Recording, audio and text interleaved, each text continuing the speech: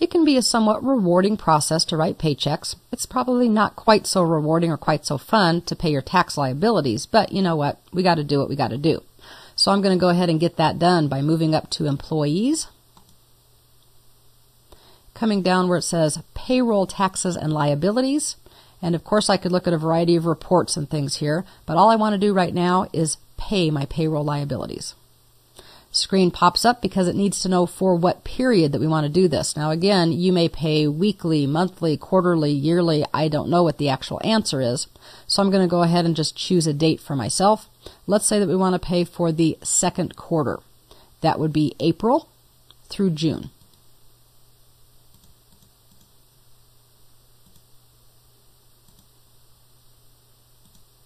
A shorter way to do that could have been to use a drop-down list, which actually has this week, this month, last week, last quarter, those types of things. Either way works, then you can say OK. What we're currently seeing is that we don't have any payroll liabilities, and sometimes this kind of panics people and they say, wait a second, why not? We should have something. Well, there are a couple of reasons why. First of all, let me change this date, because if you recall, our only paycheck that we've written in this particular file was written for the end of July, the 1st of August. So let me go ahead and do an August end date. In this case, we don't see any either. Why? Because when we created our check for Mark, Mark didn't have enough income to withhold any taxes. So I just want to do this as a quick example for you. What you'll normally see is an ability to select all of the different taxing agencies that you have. Go to the left column, put a check mark in there for the ones you want to pay. Make sure that you have the correct check date. And then over on the right-hand side, you click Create.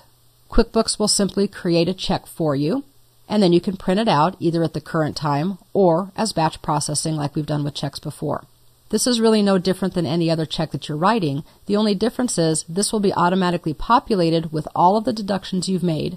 Federal will go to the federal agency, state will go to the state agency, and if you have any locals, it will go to the local agency as well. And it will also combine things. So I have two different types of withholdings that have to go to the Idaho State Tax Commission. Those are both going to be put together, and I can write one check. It really is that simple.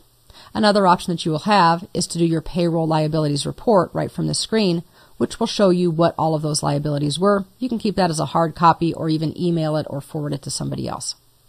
Since I don't have any liabilities to pay, I'm going to go ahead and click Cancel and get back to my main screen and move on to my next topic for the day.